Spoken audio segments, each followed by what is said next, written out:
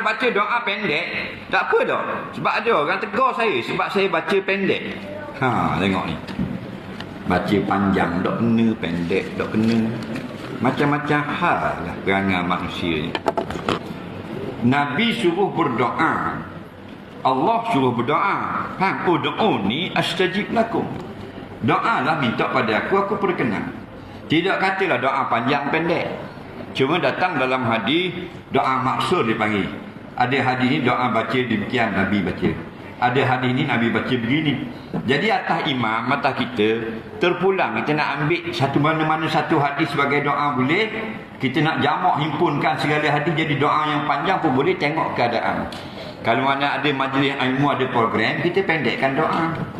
Nah, kalau tidak ada masalah apa-apa, kita panjangkan doa. Tetapi jika pendek berdoa sudah memadai. Okey? Sudah memadai. Nah, kalau tengok, tapi memanglah kalau benda-benda kita tengok sekarang, benda-benda ibadah ni menjadi kau pendek. Dulu kalau Barzani, kalau cukup pada budak, nak 10 rawi. Kurang-kurang 7 rawi baca. Tak? Leni 2 rawi itu selawat dah dah. Nolak tak ada terus dah. Tahlil dulu sejam lebih.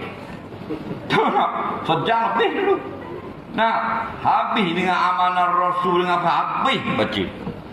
Nah, Leni pendek Nah, Leni panggil tahlil nak ustaz muda-muda. Nyam kul dimakan. Baik. Makan. Tu doa wajib lah kul dimakan. Faham lagi?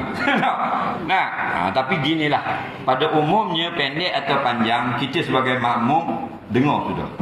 Kita ada kerja, kita balik awal. Kita tak ada kerja, kata Imam Syafi'i rahimahullah ta'ala, kalau tidak ada keperluan, tak ada ajak petik, maka kita biar selesai duduk bersama-sama imam sampai habis. Okey? Tapi kalau kita ada kerja, imam baca doa panjang, kita boleh baca doa pendek balik.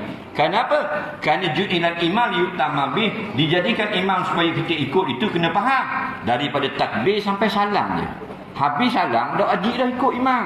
Sunat ikut imam bagi orang yang tidak ada masyaqqah. Faham lagi? Jadi afdal kalau kita tak ada kerja, lepas salam, hendaklah kita berzikir sampai habis imam berdoa. Tapi kalau kita ada kerja, kita berdoa sendiri. Tak nak salah ke imam. Okey? Kita nak panjang. Imam doa pendek. Kamu doa panjang. Imam pendek sangat. Rabbana atina fid dunya hasanah fil akhirati hasanah wa qina adzabannar. Sallallahu sayyidina Muhammadin wa ala alihi wasallam. Alhamdulillah rabbil alamin. Mudah puas hati. Tambah dia makmum, tak ada masalah.